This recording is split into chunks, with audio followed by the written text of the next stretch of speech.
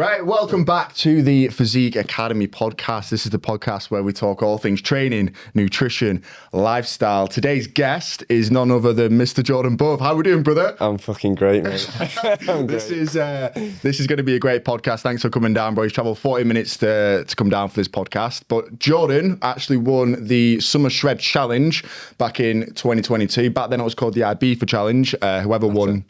give him the front of the bicep. Back then, you would win a trip to Ibiza, whereas now it's a cash prize. But anyone that is thinking of joining the challenge or has already joined the challenge, this is going to be really insightful to basically what you can expect for the next 16 weeks and why effectively you're going to be staying on the program after the initial challenge is complete, just like Jordan did. But anyway, bro, let's dive in. Back to before Physique Academy, what life was like, you know, what it is you did for work, and basically, mate, what led you up to starting at Physique Academy, mate, in the program?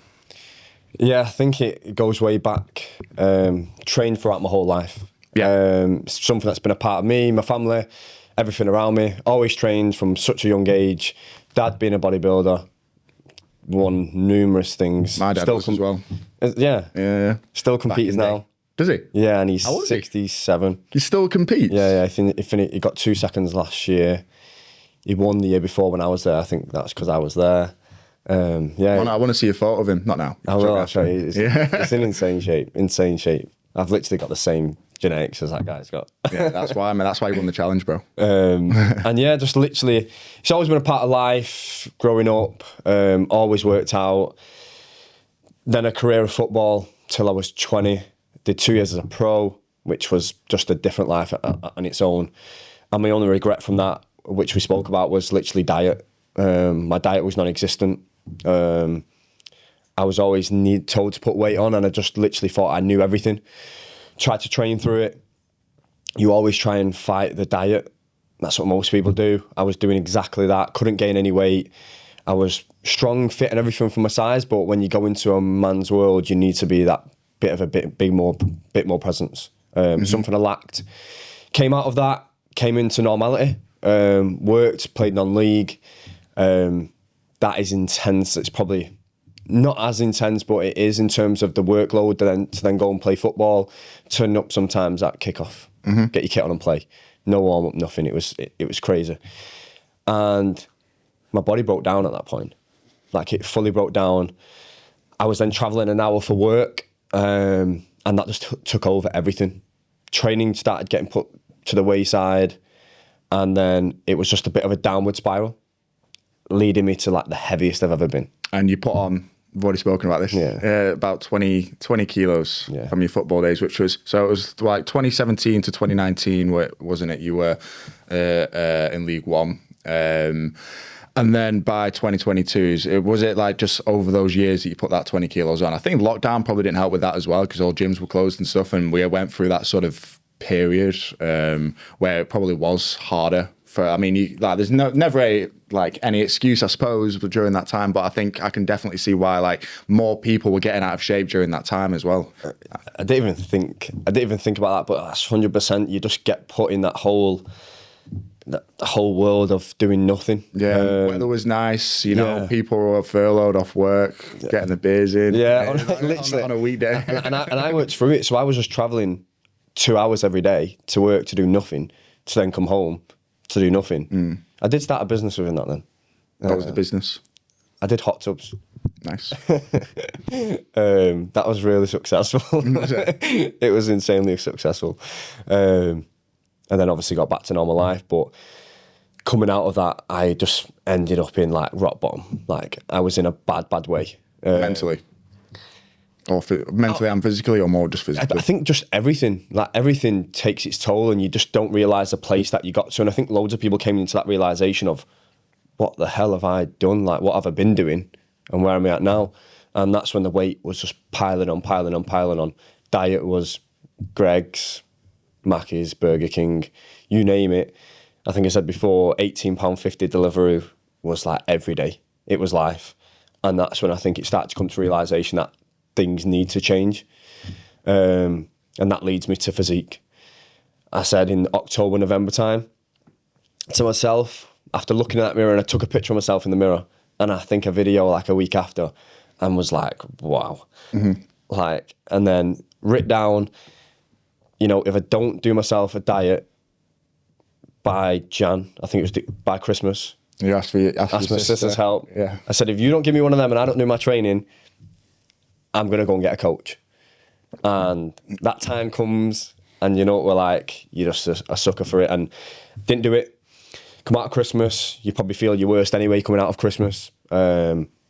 Researched online what was out there, and, you know, skeptical along the way of everything, of, are people going to rip you off? What are they actually offering? Had you spoken to other coaching or coaches at the time before physique, or was it literally just like you did your due diligence with your research and then physique was the first one? Yeah, I did my due diligence, and a couple of people I know did the program. Adam being one included. Yeah, I think you knew Adam from school. Adam from school, well, before school days, before like school, literally playing football from like 6, 7. We used to call him Mushroom Head. Did he have I don't even think he knew it. No, he just used to have this like little fringe that used to come down on top of his head. Get violated, mate, on the podcast. Sorry, Adam. Yeah, and I think when you see that someone around that you know has done something, it makes it believable. You look at Adam's transformation, you're just like, wow. Yeah, 40 kilos of... And look where he's at now, and it's just that blows your mind, and you think he's doing something right, and he's with someone who he believes in because he was posting him all the time. He was working with George, and that just resonated. Obviously, spoke with Adam. I think I reached out to one other person, and it just didn't get the same vibe. Reached out to Physique, spoke to Harry, and felt that authenticity. Felt someone really understood the goal that I was after. I was, again, the skepticalness comes in. You're unsure still. I was having a few niggly injuries, and I was thinking I can't start straight away.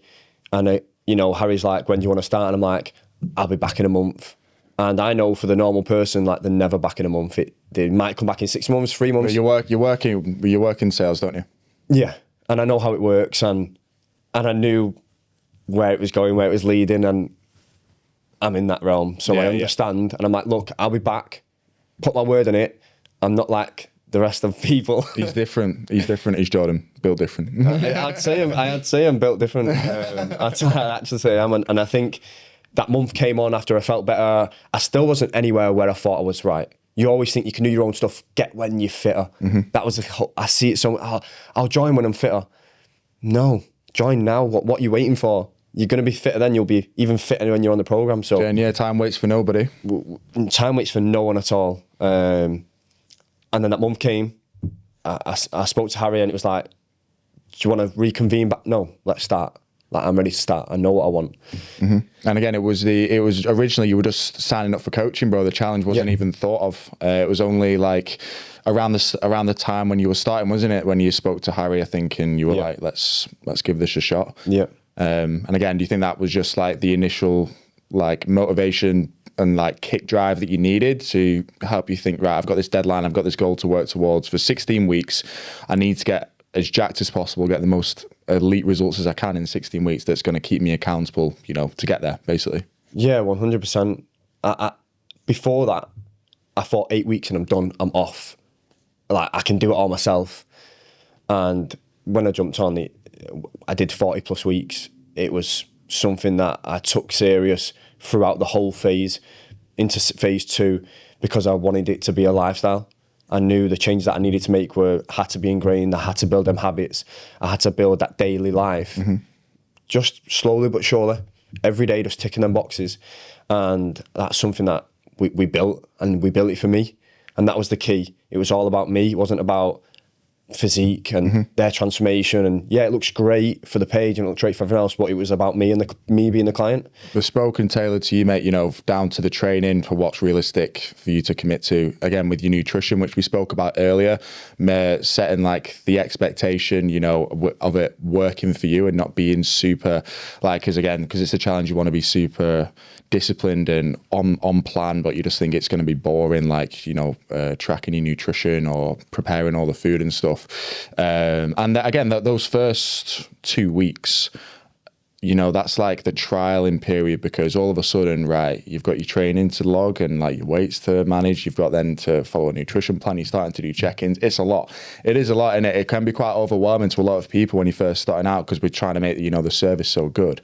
But yeah, mate, with like your nutrition, you know, how did you sort of get on board with that and manage that, you know, when Harry sent your diet across initially? I think that was the biggest thing I was so worried about, because my diet is so limited in terms of the foods that I eat. And when it came across, I thought, yeah, looks fine. Trialed it, and I started to struggle a bit, because I was super regimented of, won't ask any questions, just eat meal 1, eat meal 2, eat meal 3, eat meal 4, so on. And started to really struggle. And then was eating everything. The things that I super struggled on was like meal 5, where it was I had like yogurt in there, dark chocolate, Like evening snacks. Yeah, and I reached out, and Harry just said, "Why don't you try this? Why don't you try this? Why don't you try this?" And I tried that meal. Like meal timings, you mean, at different points in the day, including? No, it was just like the meal I struggled with. I couldn't stomach the meal. So it was alternatives, basically. Yeah, but he gave me the alternative for the meal in terms of like, try the meal this way. So it was Greek yogurt, fat-free Greek yogurt, 7% dark chocolate, and I think it was Nutella.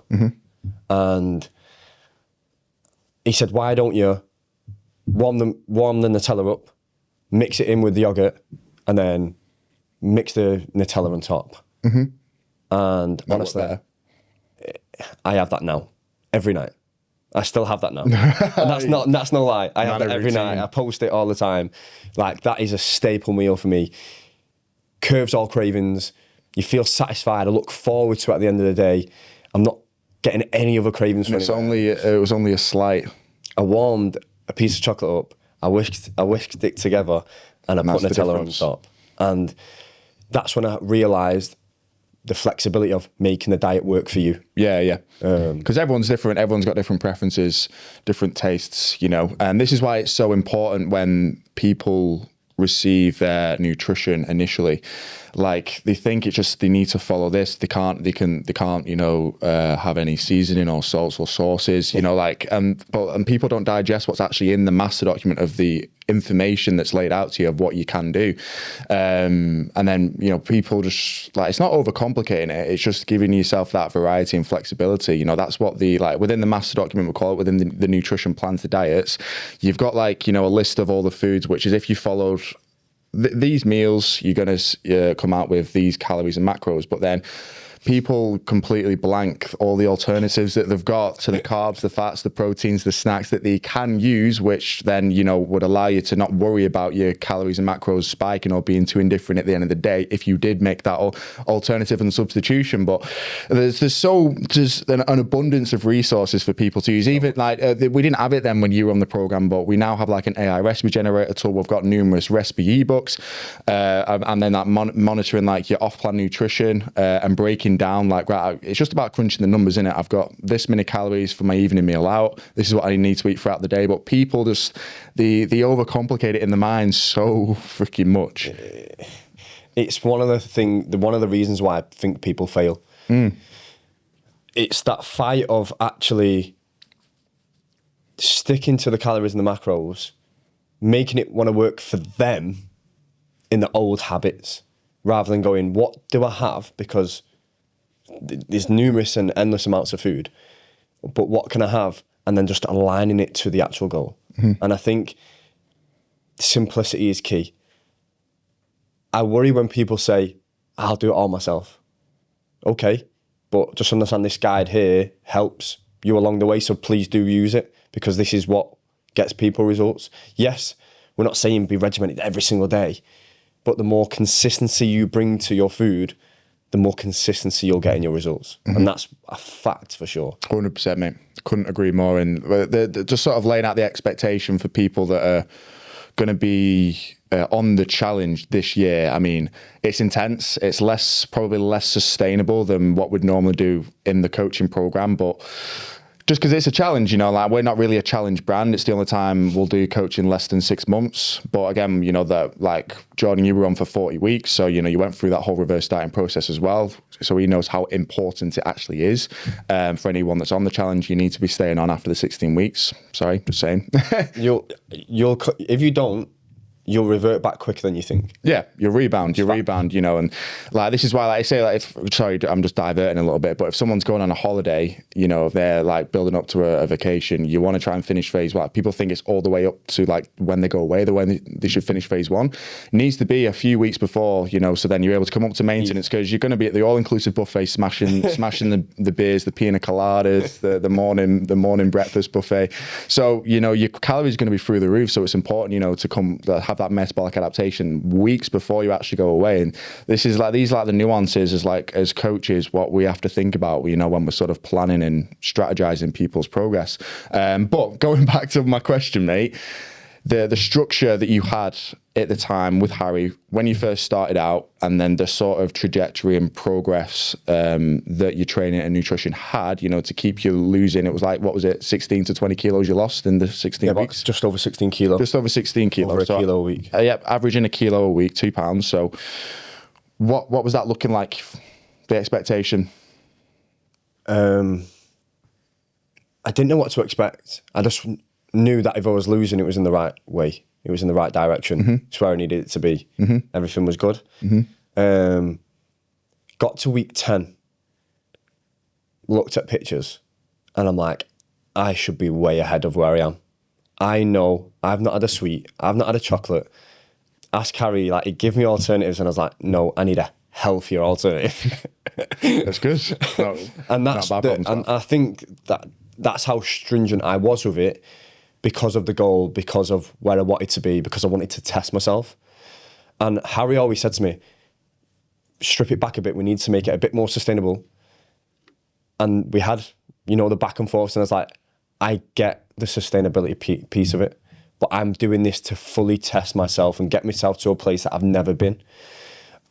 And I think from then, he really understood that I knew it was about sustainability. Like, I knew the sustainability piece, but he knew what I was doing it for. And I think that's the key to a line of what you actually want out of it. And you sorry to interrupt, mate. When you were talking before, you said like that changing point when you gained the 20 kilos from 2019 to 2022 before you joined the challenge. You just looked at yourself in the mirror and you had that sort of switch, that turning point. Why? What was the sort of reason why, you know, you wanted to make that change? Was it like your self-esteem, your self-confidence, overall, like maybe your quality of life? You felt as though had diminished, like psychologically, mentally. What was the turning point for you? You know, really. I think every aspect of it, like you look at it in terms of not going out much, just looking at yourself, thinking, I can't go out looking like that. And people will think from me, who's been, you know, the popular one at school, the one who's always played football, the always in his shape, like, I would never think that. And you can get yourself into some dark places, which, you know, there was dark times because you have that self-doubt, your self-esteem's rock bottom. I was going through all of that, battling it with myself, and I knew I needed to make a change. It was time to make a change, and I knew. I took a picture and I was like, I'm never looking like this again. Never looking like this again, and never look back. I wrote myself goals, and I started setting out to achieve. So when you get to week 10 and, you know, you do your comparison photos and you're saying to Harry, you know, I need to be further ahead, do you think that was basically the fire in your belly, mate, that kept you on track going? Because everyone needs to have that fire in the belly, don't they? You know, like to refer back to, especially as coaches, that's something that we try and do a lot, is what intrinsically have you actually started this for? Because some people do it, you know, to be an inspiration to the kids. Some people do it for girls on the beach. Some people do it just for their own mental sake of like their own self-confidence. So it's super important for guys to sort of always relay back to that. And do you think that's what kept you on track throughout in the challenge? Yeah, I think I've always been a mentally strong person. And then when you see yourself feeling weaker and feeling more vulnerable, it hits home. And we are all normal. We all struggle. And getting to that point, but knowing I can come out of this stronger. I've been around like-minded people. I'm in a group and family of people, because that's what it still felt like at the time, even so it was a smaller business. It felt like that people are on that journey, and I knew I could get out of it because these people have. And I think that was huge for me, to really just come out of it, and I knew I was going to be stronger. Every aspect from the training, you know, I always come back to training and say, if someone offered you a free drug to be happy, would you take it? And they look at me like, well, what is he going to offer me? Go and train. Free dopamine. Free dopamine. It's something that you can't buy. And yeah, it super helps. But reverting back to that 10 weeks, like, everyone will look back at some point and think they need to be further on. They need to be further on. They're putting so much work in. Why don't I look like this? Why don't I look like them? Had a coachman today who said to me the same thing. He was on a program with someone else and said, you know, I'm just asking you for advice. I'm not where you were. I'm not where they were. And I'm like, it's your own journey. Comparison is definitely the thief of joy. It 100% is. And one thing I'll say to anyone, don't ask for an ab workout. So many people think, I need to do an ab workout to get abs. And Harry was like, no, Yeah, you don't. No. Keep your consistency. That will win over everything. And yeah. Do you think that's one of the biggest myths of the fitness industry that, you know, really riles you up now? Sorry, I've sort of switched the topic a little bit, but because you're no, because like, yes, it is. You do not need to do them to get abs, because we all have abdominals. Diet and training, or diet itself, will reveal the abs. Yeah, it's just like any other muscle group, you know, like, and you're always training your core with anything you're doing. If you're doing a squat, if you're doing a deadlift, what do you brace? Your core. So you're always working it no matter what. Like, doing isolation movements, I think it's maybe good if you're in a deficit to do like one ab session a week, just like a few specific core movements, but you don't need to be doing like 4 sessions a week. You know, it's just like any other muscle group. You train it, the muscle gets thicker, but if you've got layers of body fat covering it, then you ain't going to see shit. Literally, you'll not see nothing. And yeah, like, I was just asking for one just because I thought that, and honestly, diet will get you abs. Diet will get you abs. It's as simple as that. Because everyone in the kitchen, baby. Yeah, everyone was like, "What's your ab routine?" I'm like, well, when you won, what's your ab routine? I said diet, and they looked at me like, just diet. Yeah. Yeah, but people don't like to admit that. They'd rather like, because people like, the training is the enjoyable part. I think for a lot of people, the diet, it just isn't. People hate it. People hate, you know, trying to diet. And again, though, like, because they're making it too boring for themselves. You can make a diet, you can include junk food. If you follow that 80-20 approach, you can still have a lot of snacks and food that you actually like to consume. But people just try and like, they think they can't do that. I think it's going to ruin all the progress. As long as it fits, it doesn't matter. I think everyone wants fast results. But if impatience. From the impatience of it, the comparison. Yeah, going back to that. If you want to 10x your results, just diet harder. Put your focus in diet. Like, you do training because you enjoy training. It's the physical. Put your effort into diet. This challenge, whoever diets the best will get the best physical result. That's a fact. Whether that means they win the challenge because people can overcome so many different obstacles along the way, injuries, just life at home, life in general. But the person who diets the hardest on the Summer Shred Challenge will get the best physical results.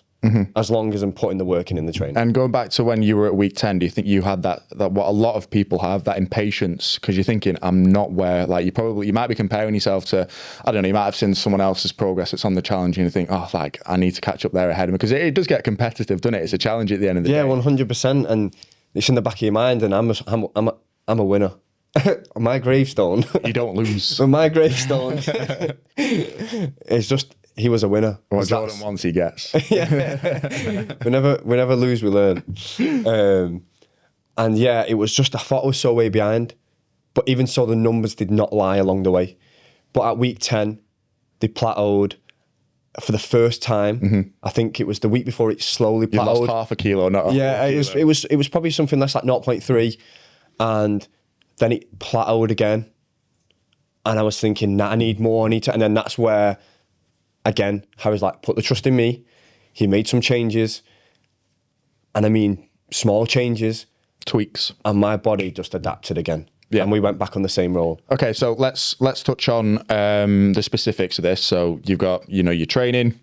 We did speak about this before, but training, nutrition, your steps, your cardio, because expenditure wise, especially I'm not sure how he structured it for you then. If it was like cardio calories, I think you said before it was 800 cardio calories, which was like one football session per week, which is what you started on. And then you had, 4 resistance training sessions? Yeah, 4 resistance training sessions, push, pull, legs, high intensity, upper and lower split.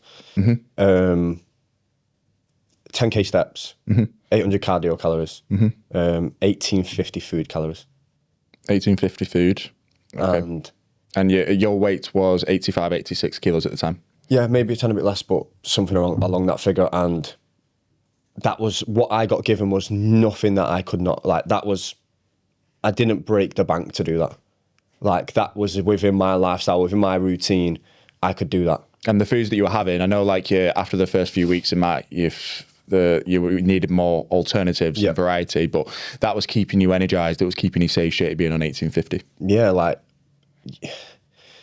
when you join the program, you expect the world to change.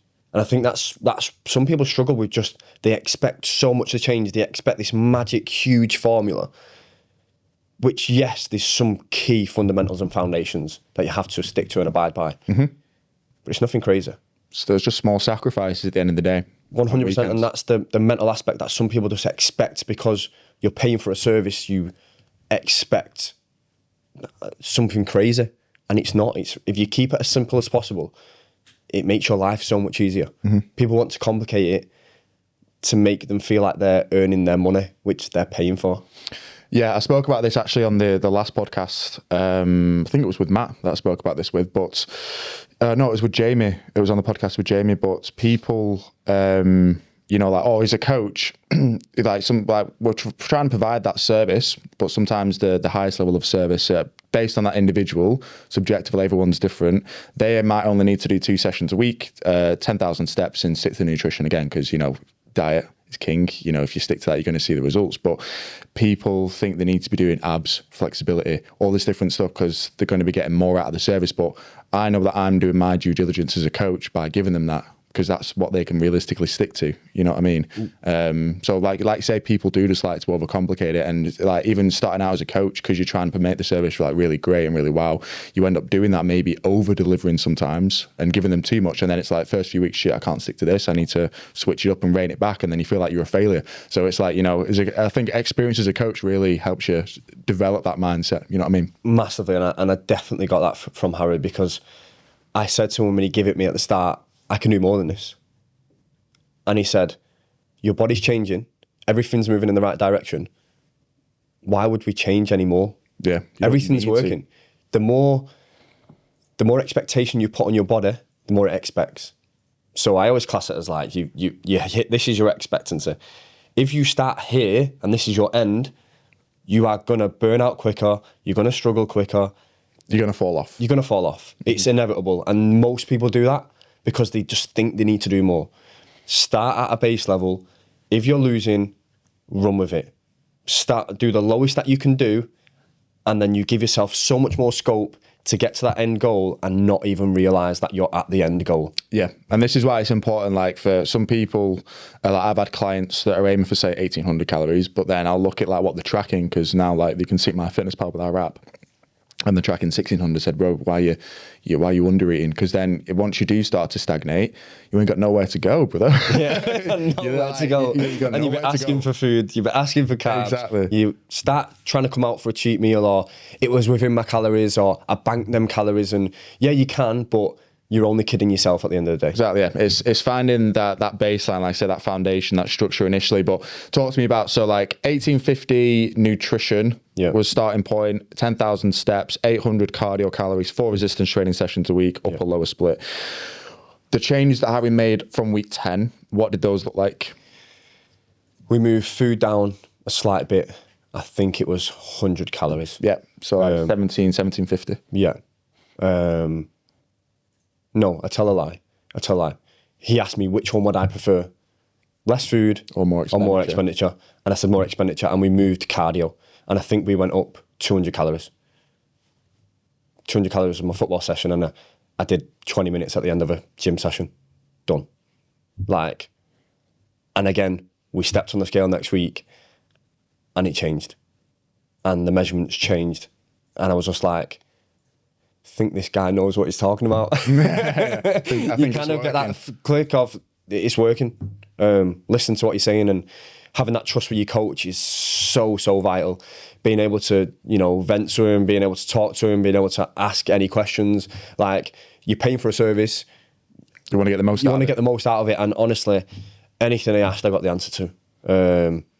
And it was back and forth likewise. It was perfect for me. It's what I needed, and it worked. And people like undermine this a lot as being part of the program. You know, the only communicate, like, or some people might only communicate on check-ins to get everyone's busy. But like, again, it's the more with something like this as a service, the more that you put in, the more you're going to get out of it. Just as simple as that. Like, if someone's got a problem, if someone's got a question, if they don't ask, then how are we going to know if they've got a problem or a question?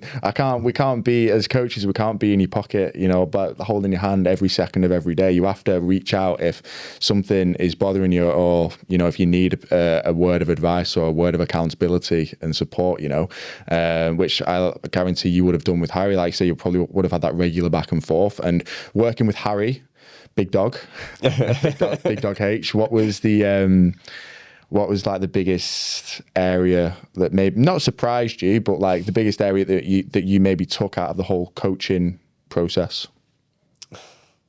Good question. The relationship that you built with Harry, was it, you know, like how natural it felt, not super black and white, like you say, you know, you would keep trying to keep it super like to the letter, to the T, and Harry was like, no, you can do it this way, you can do it that way, you know, providing that sort of scope for making it work for you. Yeah, I think it was relationship and coming down to his experience and just trusting. You know, it's hard for someone who does everything themselves and wants to do everything themselves. Like, he was like, let me take control. This is my job. This is what I do. I've seen it day in, day out. Like, have that bit of trust and watch it happen. And I think that relationship and that trust that we built was key for me. Mm-hmm. And that was someone I didn't want to let down. And it wasn't all plain sailing. The first two to 3 weeks, I wanted to change my check-in day because Monday didn't work for me. Mm-hmm. And I was like, no. He did. Oh, did he? Yeah, he said no. Why? No, that's your check-in day, mate, yeah. And why? And I was like, oh, because it don't work for me and this, that and the other. And it's an excuse. And I look back at the time and I was like, no, I'm going to put my foot down and I'm going to leave. And no, I'm not. Because what that taught me was a straight up principle, straight away from the get-go. It's 5 minutes out of my morning. If I cannot wake up 5 minutes to do my check-in, then why should my coach have 5 minutes for me? Yeah, don't get me started, brother. Don't get me started. Honestly. Yeah, mate, literally I say it's, and I even break it down to people. If your check-in day, for example, is on a Friday, I will put your check-in form down on a Friday. You fill the form in, especially because nowadays we work mostly with the US guys, which we always have, but now it's mostly US guys. Due to the time difference, do your form the night before. First thing when you wake up is bang your body weight in, bang your limb measurements in, cardio calories for the week's steps. It's not seen as like even a big, even it's still only 5 minutes, but even then it's not seen as like a big task in your morning if you're rushing around for work or something. Do that, and then it's with me for a reasonable time on your check-in day. But then still people like, once you start to miss check-ins, the accountability diminishes. We're not on the same page, and then how can you expect to see a transformation, especially if anyone that is on the challenge? If you're starting to miss check-ins, you're not going to win the challenge. I'm sorry, you're not going to win the challenge, because then you might miss a check-in and then the following week comes and you're still at the same weight. Great, now you've lost 2 weeks. And let's say like, you know, if that's the first few weeks, then you've only got like another 12 weeks. Time, again, waits for no one, and time is literally just going to be taken away from you if you don't utilize it on the program. Yeah, didn't miss a check-in. Won the challenge. And that's why I won the challenge. Like the check-in and that accountability straight away proves how much you want this. Yeah. And just the fundamental of that accountability sets you instead for all your life. It's to a deadline, like work towards something. You will make sure you do it. And once you see something done repetitively, consistently, the results come. And it just ingrains them little 1% that set you aside from someone else. That's what I think is key. Mm-hmm. And you see it people who I have on my coaching program, the ones who check in the most, the ones who are on it, will get the best results. 100%. And talk to me about winning the actual challenge, bro. 2022, the king, you got a trip out to Ibiza with the boys. I wasn't there then, you know, I wasn't actually fully part of the team at that point. But yeah, bro. So then it was like, you know, it was called the Ibiza Challenge. So every year, you know, the team would go out, all the coaches would have a few days or a week, depending on, you know, who wanted to go out sooner, for a bit of time in Ibiza, bit of training, bit of party. How was that? It was sick. Yeah, it was sick. In one word. Yeah, it was sick. It was sick. Bearing in mind, my passport was out of date 4 weeks before, and I didn't even know. And I thought I wasn't going to make it. And I didn't tell them, because I thought, I am not giving this holiday to someone else. Yeah, I know, yeah. He's going to come to the runner-up. Yeah, honest. So I waited, fast-tracked a lot. No, it was mint. Obviously met up with the guys, spent a full day with the team, just getting to know everyone, seeing people's journeys, because you don't realise we're human beings at the end of the day, and just sharing people's experiences, seeing what people have gone through to yourself. No, it's mint. Being around like-minded people, the environment, everything that everyone creates is sick. It was welcoming. Seeing people in person, you know. Yeah, again, because you see them on social media, and even for like us as coaches, I said this before on another podcast, this is why I've been enjoying doing the podcast, because you get to meet up with people like you and like-minded individuals, other coaches that you don't always see, you know, like we have like Zoom meetings in the morning and stuff, but it's over a computer screen. I still like that one-to-one interaction for when I used to do like one-to-one PT in person and group exercise classes, you know, I still like that. Yeah. But yeah, mate, now, like I say, it's different. It's like a cash prize, because George said Ibiza's too intense now. We're getting a bit older, mate. George, run me my $4,000, $4,000, please. I'll take the $4,000. I'll pay you back for Ibiza. Hit me up. It's Drop me a grown message. now. But again, now like the stakes are higher, so the results have got to be just. I mean, your transformation, mate, was sick. I've seen it many a times. Every year, mate, kept brought about coming. That was my client the year after, Ashley Alford, that you know now, that you speak to. He won it the year after, and again, that was the Ibiza Challenge. But now it is just a cash prize. You get to do as you will with it. Who doesn't want that prize? Like, but again, it's like, I've said this to the guy that I'm only working with one or two guys for the challenge this year. But even if you don't win, you get like, if you stick to the program, you know, you're still going to be like in a much better position physically, mentally, like even if you don't win. So it's a win-win scenario. That's what it's a win-win for me, for doing it, going all in. You know the benefits that you're going to reap throughout the whole process. Yeah, and I bet the winning it at the end is just like the icing on the cake. You're probably already super fulfilled mentally with it at that point. It's just like, oh, I've won, like sick, you know, like it's like you've already got the results.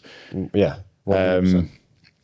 But yeah, so like the main changes towards the end of the challenge, just going back to that, you know, was that the only changes that were made? And then that was literally just it, seen through for to the end of the 16 weeks challenge. You know, you added those additional 200 cardio calories. Yeah. And then was it a bit later on you might have dropped 100 calories? Yeah, we week 12 or 13, we made some more changes. We increased training. We made it intense. We dropped calories again. We went super low on calories, so we went 1,500 calories. We went... Just the last few weeks? Yeah, we went 1,200 cardio or 1,500 cardio. And training was 3 days on, 1 day off, just consistent. And it was good because you're in the stage where you're super dialed in. Yes, fatigue creeps in, mood creeps in, everything else creeps in. Libido, everything creeps in, but you're so dialed in. Yeah, you're wanting it to end because you want that meal, you want to see the results, you want to get everything else out of it, but you still want to get to the point of, I've got to where I've wanted to be, and I got to there.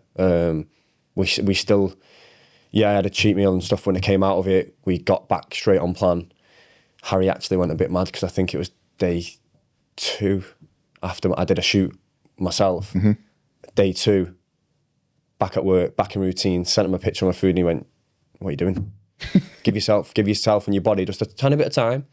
But it was normal, it was habit, it was routine. I didn't want to know anything different because it helped me, my sharpness at work, everything. Like, I was regimented. I would take an hour out of my time to dedicate for food, have actual lunch break, and I was so much more dialed in.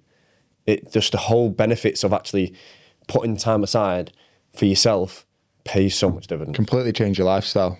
Yeah, massively, and it gave me something that I was always missing. And I go back to my football days. If I would have had and listened and followed something, I'd potentially still be playing. I believe he had the ability. I always worked extremely hard, but that was something that was lacking. So if you could go back and like redo it, you just think you'd be a lot more dialed and disciplined with like your current routine now, 100%. And that would have been the change. 100%. Food difference would have been such a difference to my life, which it does now. Mm-hmm. But going back to the challenge, I'll put something out there. Okay.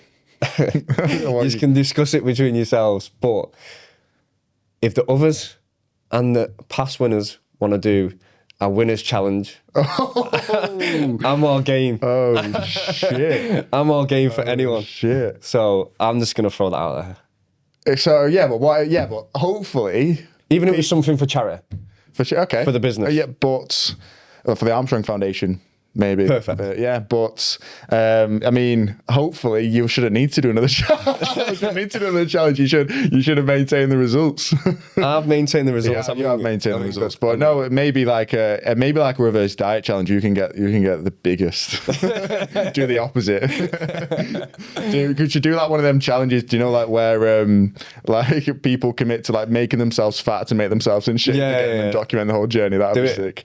That'd be sick. But like the services since you've we're on the program, mate. Again, I mentioned before, like we're on like a few thousand followers now. It's on like 115. You know, we've got head of coaching Jamie, more coaches, more of the team, like client success team, therapists, the Armstrong Foundation. Like it's evolved and grown a lot. It's not just a group of coaches anymore. It's a thriving business. You know, and like back then, like we used a different application. It was My PT Hub. Check-ins were done via voice note, and it was only spreadsheets that we have now. Like for the service that people are getting when they sign up to the program now, like you've got the mental health support, you've got the client success team to gather feedback. We use a different app now. You know, check-ins are done via Loom video. Yeah. There's so much that has changed, but like you know, the service has always got to keep getting better. So like the results theoretically should just keep getting better. You know. Yeah. 100%, and I've seen that. Mm-hmm. I've seen that in terms of the way that it's grown and evolved, and you know, I reverted back to the fundamentals. Stick to the fundamentals, and you're still going to get them results. Yeah, 100%. But now, when you've added them strings to the bow of you know the mental health services that you offer, the knowledge and power of the team in terms of the expertise that you've got in many different areas, like that is something strong to be a part of, and people coming on board. I think that's what sets you aside because I don't think anyone's building something like that. Did you have at the time on the challenge any, just not even just the challenge, mate, because you're obviously on after that for the reverse diet, which we'll get into in a minute, but like that community aspect, was that a big factor when you, was it more like you just sort of worked with Harry only, and there wasn't anything external around that? Not massively, no. Now you see ambassadors and look at what they're doing, they're advocating for the business, showing real life results, showing real people. Showing what it takes. Yeah, living and breathing it. And it's not a facade, and it's not a PDF document that you can do and it gets sent to everyone and it's not specific. Like it's life. And that leads me on to talk, so like from the challenge, mate, and you being on 440 weeks, you know, you could have left after the challenge had concluded, because again, this is the only time, the challenge, when we'll do it for 16 weeks rather than 6 months. And even then, you know, like sometimes it, depending on that person's starting point, might take them 10, 12 months just to even finish phase one, depending on their adherence and the consistency and whatnot. But what's your like mindset around like challenges versus long-term sustainable approach? Because obviously we've got the phases in place. Phase one, reverse diet, which you had gone through with Harry. How important do you think that is for people on the challenge, even if, you know, for example, they don't win, but they still like get to the end of phase one, maybe just after the 16 weeks, you know, they might have to push a little bit further. How important do you think it is for them to stay on to go through that reverse dieting process? Yeah, I think it's hugely important in terms of where they're going to be, because if you think you're going to come out of it and do everything yourself, you're telling yourself a lie, because the accountability that you still need and the fundamentals that you still need to learn, because you're never going to have gone through that yourself. You're not. You're only kidding yourself. And I knew I needed that, because the challenge, yes, isn't sustainable. but you're pushing yourself to the limit. And I think that's where Harry had to draw a line back saying, do you understand we need to build stuff out of this? And I'm like, yes, I'm all in it for this, but when we come out, we'll build it. And I went to IB for, I'm going to say 6 to 8 weeks after. I'm not too sure how long it was. I was on double the amount of calories, less cardio, same amount of steps, and still in incredible shape. I believe if I would have come out of that, I would have been nowhere near. I was having 2 weekly cheat meals. I'd have been nowhere near. I'd have been reversed back so much quicker, because you kind of revert back to some of the old habits that you know, and you probably won't put them piece of accountability on yourself in terms of the check-ins, in terms of being accountable to someone, being accountable for results. You will just revert straight back, and you just need that bit of time to put habits more in place, keep them more consistent, and make it daily routine. So it's key to stay on. It's key, and that's not a facade to think I'm saying it to suck up to the brand. Or just from a business standpoint, you know, like anything. Towards like after you'd done 40 weeks, you probably had the conversation with Harry of like, you know, you might be like 70-80% back up to your starting body weight, or even back up to where you were in like the 80s. Yeah. But and again in a completely different position, body composition wise. So you might have been at a point to manage things going forward yourself. Like it gets to a point where you probably might not have been getting the most out of the service because of the tools and the valuable knowledge that you've got from Harry as your coach throughout the last 40 weeks. So like if we think someone should leave the program, again, we're going to be brutally honest with them and tell them. I had this conversation with one of the guys that I work with recently. You know, he's been through phase 1. I worked with him for 2 years. Said, bro, like, you know, we can't, as much as I'd love to, we can't work together forever. You know, like you need to have like some independence to, you know, from what you've learned on the program to then sustain the results long term. And I've got full faith and confidence in you to do that. Do you know what I mean? No, 100%. But yeah, you know, like I always say, the longer, more sustainable journeys are the better ones, because you learn more about yourself. You learn more habitually. You know, after the first 16 weeks, you probably got into a good like routine with like your nutrition and stuff. But it can turn around just like that. So like the longer it is, and like coming into that second phase and learning how to actually sustainably gain the weight back, is probably set you up in good stead, mate. You know, for starting your own coaching as well. Yeah. Do you think, coming into your own coaching, like you coach very much from what you learned from the way Harry coaches, you do something very similar, or? Yeah, 100%, because it works. And if something works, why would you change it? It's just bringing your own spin, your own element in terms of how you are going to adapt to that client, what you think's right to what they think's right. And, you know, Harry asked me that one question at the end, like, well, you know, what have you got a goal of your own after this? And I said, I want to change people's lives, because I've changed my life, and I want to change other people's lives. And I started slowly implementing it. And I even sent him my first transformation. I said, look at this. Because I was buzzing, because it was some of the basics and fundamentals that I've learned through physique of how I've got someone like that. And being able to share that knowledge and being able to look after someone's life is incredibly inspiring. And it's something that it's a huge passion of mine anyway. And yeah, it's massive. What was that first coaching client experience like, you know, from like when you've just started as a coach, you know, signing them up, taking them through the training, the nutrition, and starting to see the results? What was that like? Oh, it was incredible. It was literally incredible, because someone's putting their trust and faith in you to be able to deliver for them. And, you know, it's not all plain sailing, and you see some of the similarities that happen to you, and that's when you start building that experience, you're building that knowledge of when things change or things don't need to change, and you have to be strong because things don't need to change. Not all the time. It's more sticking to what we've give you, rather than you think, a client thinks they need to see change to get change, but when they're not sticking to the program, you want me to give you more cardio, but you're not hitting your cardio now. Make it make sense. Yeah. And I think just building that knowledge, building that experience, seeing the results come. My first client lost 25 kilo and got abs. If you can send a photo after, we can put it up on the screen. Yeah, like here. Yeah. put it next to this finger, not mine. It needs to be a bit longer. But I know it's like. Is there anything that surprised you, bro? Like coming into online coaching that, like, for example, maybe I don't know, emotional intelligence wise, or something that Harry did really well that you started to realize, maybe because obviously like you were probably quite an easy client to deal with, you know, like there might have been one or two pushbacks here and there. I don't know. I wasn't coaching it, but you have, you know, working more with people, you'll see like based on everyone's like their work commitments, or they might have to travel more. Some people working in office, so they're more sedentary, so they can't get the steps, you know, managing those sort of things. Was there anything that surprised you with keeping people accountable and on track first coming into like the industry, do you think? Yeah, I think you've always got to adapt to the client to a certain degree. Like you have your fundamentals in place that you set from the get-go. These are my fundamentals. If you come and work with me, this is what I'm going to offer. Then it starts building, how can we make that work for you? And where does that fit within your routine? And if we're a match, then let's crack on. And that's one thing I 100% took from Physique of, not everyone's a fit. And that don't mean that you've got to take everyone on, because you don't.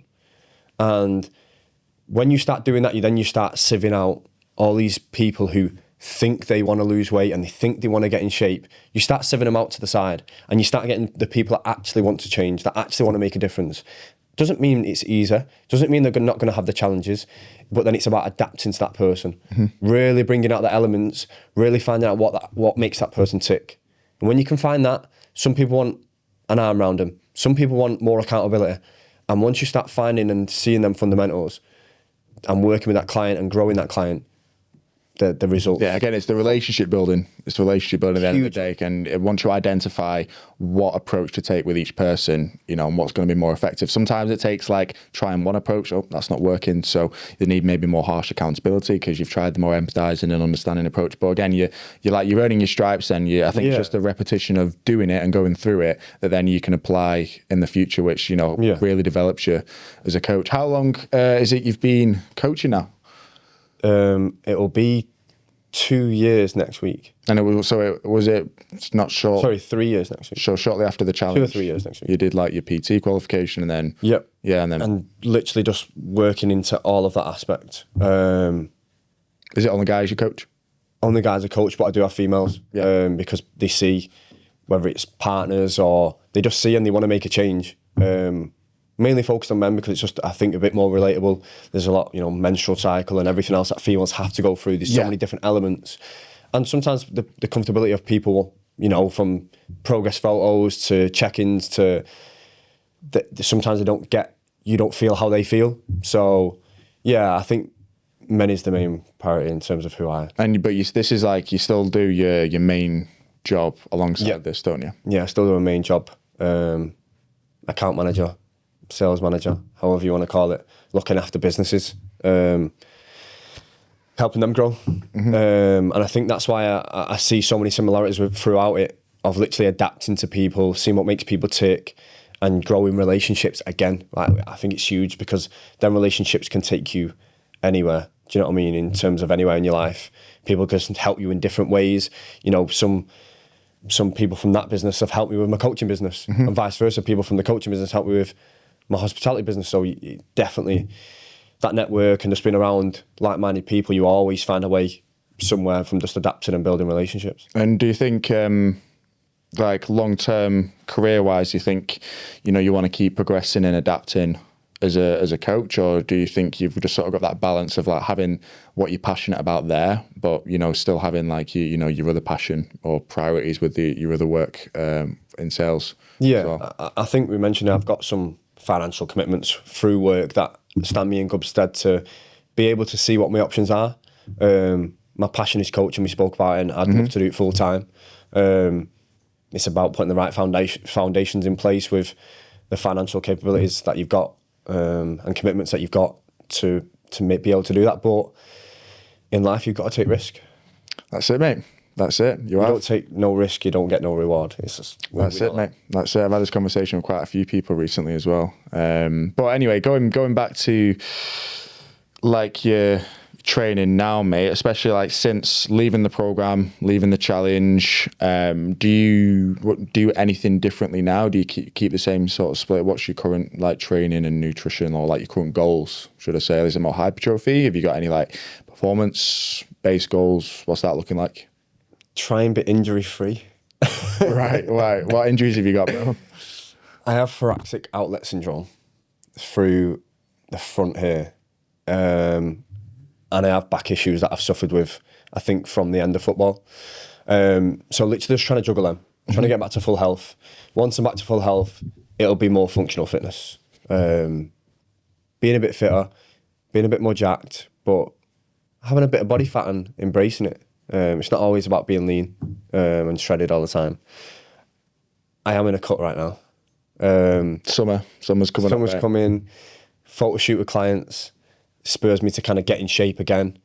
But what's been good coming out of being coached, I tried my own approach. I tried to do things a tiny bit different. I tried to do it with less expectation on myself. Different how, would you say? Less expectation. So literally dumbed everything down. Started on more calories, started on less steps, started on less cardio, and the same training.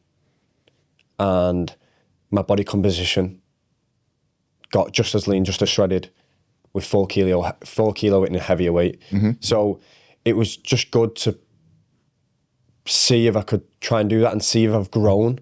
And the challenge that I set out to put muscle mass onto, which is probably muscle building, is one of the hardest things to do without gaining body fat. And you get to that place where you're, oh, I'm putting too much body fat on, I want to be lean on. You fight constantly with yourself. I always had this whenever I was small for you, kind of like. whenever I was lean bulking, bro, I'd see that little bit of fluff, like, get it off.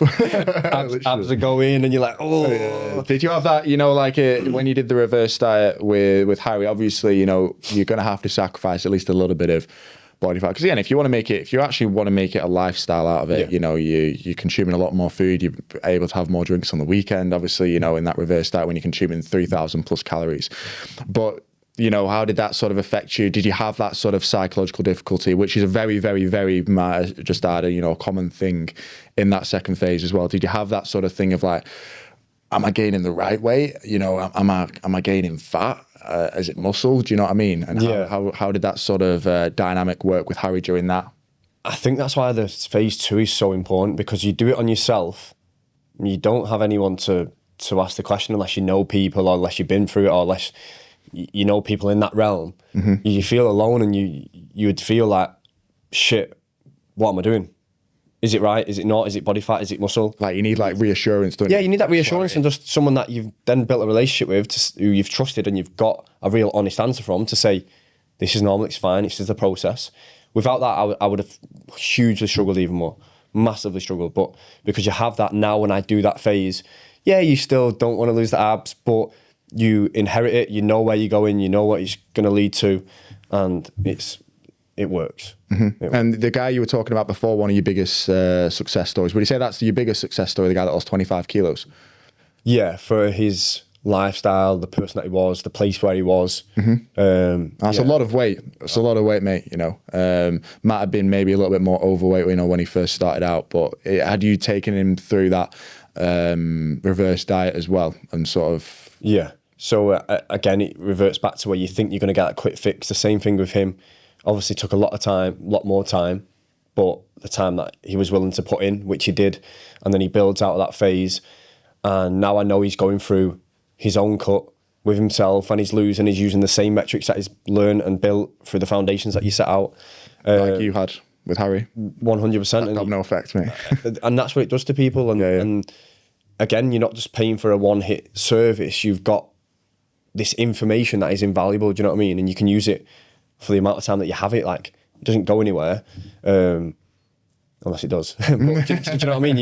You're building all that foundation of stuff that you can help you in your life. And the guy's doing it, and he's one of my good friends. Like, he's still in that process, and he's keeping me updated, and he's documenting it. And it's good to see that effect that you have on people, because again, you still need it. You still need to be connected to people, and that's what he does, and it works for him. And it's a joy to see, for someone to still keep you involved, and past clients still getting involved. It's good. It's good. It's nice to see. And like challenges working with, we'll just use this guy as an example, like some of the bigger challenges, because again, 25 kilos, it's a long time for someone to stay in a deficit. Like, we have guys that, need to lose a lot more, and being realistic with them at the start. Okay, mate, it might take 7-8 months, like being realistic, for you to actually get to the end goal. I know it might seem like you're at the bottom of a mountain looking up to the peak, and we can set it down in more like realistic milestones. Yes. But like some of the bigger challenges with this guy, what were those like? Like some of the barriers that you had, you know, as his coach to sort of overcome. Yeah, the mindset, the mindset being a huge one, because people don't think they can get out of that place, and he didn't think he could get out of that place. He was hoping, because I'd gone through a process and he'd seen the results that I got, that I could drag him through this, and he trusted me, had a relationship there anyway. When you say that, sorry, did you mean like maybe relying on you too much as his coach, as if like you're doing the work for him in that sort of sense? Or how do you No, he'd just seen that I'd been through that process, being at a low point, being overweight, being in no man's land, and being able to turn that around and put his trust in me to kind of, can you bring me through this? Because I know you've done it and I want to be like that. And showing him that he can do it, I think that was huge in terms of, he was in such a rut, and I think we've all kind of been in that rut, and he wanted to get himself out, and I helped him through that. I'd say that's one of the biggest challenges. One of the biggest challenges was his actual lifestyle.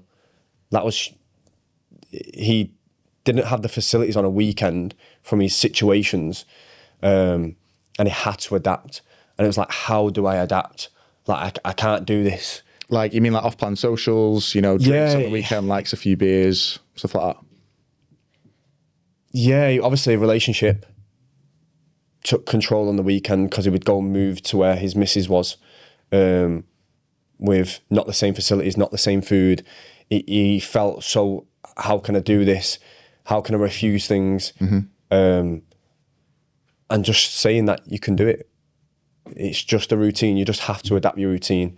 And once he kind of overcome this, he knew that I can overcome this, I can overcome anything. And he did, and we broke it down slowly but surely with different approaches, whether it was higher food throughout the week, lower food on the weekend, or vice versa. We literally amended it to what worked for him, and the results paid dividends for him. And like your biggest like piece of advice for someone that is struggling with managing like socials on the weekend, you know, like one of their old habits before maybe they've started a set program or they're just focusing on health and well-being, was the like, you know, like a pizza and like 4 beers, for example, on the weekend. Like, what's your biggest piece of advice for someone that does that every weekend but then doesn't see the results, you know, like the following week or when they come to update the weight or whatever? I think firstly, going back to your why and why you're doing it, and then realising and being accountable to yourself of, am I putting in the work? Being really honest and having an honest conversation with yourself. But I think it always reverts back to the why. And I always believe if the why is not big enough, it's going to fade quicker than normal. And it's okay for your why to change. Yeah, because it always does. Like, it always does. Yeah. But I think that's huge, because you look at them socials and you look at some lifestyles, to come out of that, your environment changes. For you to not have a beer, you're deemed weak from your friends. Saying no, you think is the hardest thing ever, but it's the most powerful thing ever, to have the confidence of saying no. That's more powerful than saying, yeah, go on then. It's the authority, isn't it? Yeah, like how powerful it is to own what you want. Because all I would say, when you look at them socials and you have that FOMO and you see people enjoying themselves, you can still be there. But look at the journey you're on and where you want to be. Look at the journey they're on and where they're heading, or where they are. Do you still want that lifestyle? Because you're trying to make a change for a reason. So yeah, you use basically the people around them as examples. Are they in the shape that you want to be? No. Well, why are you listening to them? 100. I've never seen so many people make comments on my routine, diet, everything, who have never been in shape in their life. Yeah. They've never, ever been in shape. How are you now trying to give me advice when I'm in the best shape I've ever been, or on the way to be in the best shape I've ever been? I think the people just don't understand. They don't get it. Because they've not had the experience of it. So they don't get what it's like. And then because they might be envious or they might be jealous, probably. They basically just try and put you down for it, mate. People just don't want you, or they like to see other people come up. Well, 100%. I always say your environment will speak loud for you, and it can be make or break for you if you want to distance yourself away from that kind of energy, because it can have effects. But I'm telling you, there'll be people that will come with you, and there'll be people that distance yourself away, and you'll be empowering even more people when you do it, because one person will latch on and the rest will fade, but then you know who a true person is to you in your life. And I've seen that massively. Did you have a lot of, did you have a lot of support around you from family and friends when you were like on the challenge and doing the program? And two, did you, on the flip side of that, did you have like a lot of mates, for example, that you might have used to go on like nights out on the weekends with that started giving you shit for it? Yeah, I am a bit of a different candidate because I have that mindset of I can be in control, and being in control is so powerful to me. But there's still the devil there of wanting to revert back into that realm.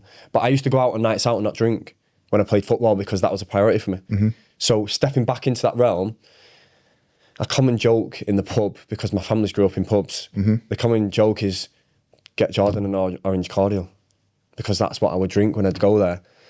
And I looked around that environment and I never wanted to be like them. And I think I never made that conscious decision because of that, but it was just ingrained in me because I didn't want to be like these people. So but you sort of thrive off that energy. Yeah, because of where I want to be, and I know what it takes. But I can go into both realms. I can go and enjoy a night out sober, and I can go and enjoy a night out drunk. And do you do more of that now? Like, you're still in good shape now that you've like earned your stripes, you've been through the whole process. Do you do more of that now? Yeah. Yeah. My balance is my own balance. And that's the key, which a lot of people, again, they think they've made it at the end of phase one, but they've not. They've got like it's a slower process to gain than it is to lose. But if you just stay on and go through that whole process, you will thank yourself in years down the line when you're like Jordan, still in great shape, still lean, and still now able, like even me, for example, I can go more like on nights out and things on the weekend. Me and the lads are going to Tenerife this weekend. It's going to be like a lot of training, but there might be one or two drinks in the evening. But I've been training for 10 years. So, I've gone through that whole process. Someone like that has got themselves in such a bad rut with habits and stuff, and then coming into the program, once they get to the end of phase one, they think they've made it and they're just going to be able to maintain that weight. But because of how low their body weight is, remember, you got back down to 66, you can literally just rebound and come straight back up. Like if you're going on a 2-week vacation, you can put 4 or 5 kilos on within that time, just like that. And then it's like, shit. So it's doing the process right. And again, that's like, we wouldn't have those phases in place if we didn't think it was necessary. 100%. And I think going back to that phase one stage, wherever you think, or however long you think it's going to take to get to that stage, I would say add 4 to 8 weeks on. And it might feel like the most painful thing in your life because you want to eat more, you want to do all this stuff that you think is going to happen after. But I know what it did to my body. And I knew being able to eat 3,000 calories, 2 cheat meals a week, less cardio, and being in ridiculous shape, if I would have rebounded straight out of that, which on my last previous cut, I just brought it back a bit more aggressively, results change so much quicker. And you get that, oh shit, it's going in, and do I go back into a cut? And you get into that mix-up stage, but you have to carry that phase one on. You have to build out slowly, and you'll genuinely feel the whole benefits of your body growing and where you want it to be. Has your why changed now since, because joining the program, it was that sort of like, I've gained 20 kilos since 2019, self-confidence, you don't want people to look at you like that. Has your why changed now? Because obviously we were talking about this, whys do change. What is your why different now than it was then? Yeah, because my mindset was just set on such a goal then, just to be in shape that I've never ever been. And it's still the same but different in terms of wanting to be more fitter, wanting to live a more sustainable lifestyle, enjoy things. The same principles of it, but it's changed because it's not about just getting the most leanest and dialed in. It's about enjoying a bit more, having a bit more freedom, and living a more fitter lifestyle. Because health, when we talk about going through the dieting phase, it's not the most healthy stage in life, and bringing actual health back into it and bringing the nutrition back in the right way is huge. And just being a healthier person for me is now my reason why, to be healthier, that longevity. Quality of life, mentally. Quality of life, yeah. And having that free flexibility, that 360 feeling of that flexibility and what you can have. 100%. Why has always changed from wherever you are in different journeys. Yeah. It's always going to change. At the end of the day, again, going back to it, like Harry mentioned to you during the program, it's consistency. You know, if you want a certain aspect, and all facets of your life will ultimately improve. But like say, better energy, better drive, better motivation with work, that mental health benefit, better self-confidence, self-esteem.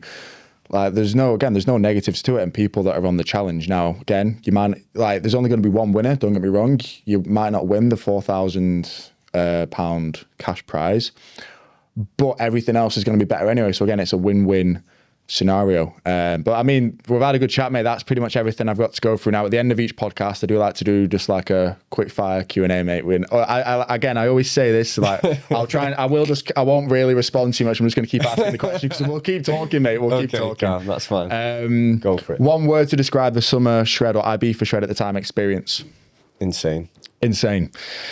What's harder, dieting or training? Oh, I'd say dieting.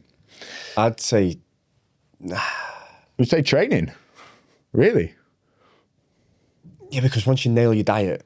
Yeah, that's very true. But I think that's me personally. It depends. Yeah, it depends where when I get my diet right, training's the harder part. But it's not training's not hard. Depends what you're doing. You love it. It's hard. 50-50 split. I'm sorry, I've ruined your question. Split down the middle. But yeah, that's fine. Like I think because I started with training, and then the nutrition came later. The training for me is always going to be the easier part. But yeah. I mean, it just depends. Like I think for a majority of people, it's going to be the nutrition in it. Yeah. Cardio before or after resistance training? No preference. If you could only do one exercise for the rest of your life, what would it be? Burpee? Yeah, I'm just weird, aren't I? And then everyone watching just disagree with that, brother. Would you rather train like a bodybuilder or like a hybrid athlete? Hybrid. Mm-hmm. One piece of advice to your past self before the summer shred? Should have done it sooner. Dream cheat meal, if calories didn't count. So it doesn't have to fit in your calories. I would just go for one item, and it'll be a get-baked Bruce cake. Okay. And if you've not seen a 14-layer chocolate cake, that is insane. I've not. Shout out to Rich. It is insane. The based in Leeds and the based in Manchester, it is insane. You have to send me, bro. You have to send me for that off-plan food. Oh, it's a joke. If you could coach any athlete in the world, who would it be? Ronaldo. Oh, I was going to say the same thing. Maybe for me, Tyson Fury. Something like that. He's local as well. Yeah. But he's not too far from me. What's the one mental skill every client, for example, like who has a coach, that they need to master? Or something that you think, if they're part of a program, what's the biggest thing they need to master? Consistency. Mm-hmm. And I think communication. Massive one. What's next for Jordan Bove? Keep growing myself as a person. Keep growing every part, every fundamental. Keep learning. That's one thing I think learning is a great tool. Mm-hmm. Learning for me. Beautiful, mate. Beautiful. And final message, mate, to the listeners. If someone is on the fence about getting a coach or, for example, joining the Summer Shred Challenge, what would you say? Sign up now.